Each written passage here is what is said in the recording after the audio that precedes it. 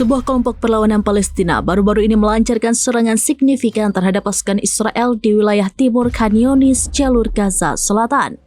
Insiden yang dilaporkan pada Senin 30 Juni 2025 ini melibatkan taktik penyergapan yang menargetkan personel militer dan kendaraan Zionis. Brigade Al-Quds sayap militer Jihad Islam Palestina bertanggung jawab atas operasi tersebut.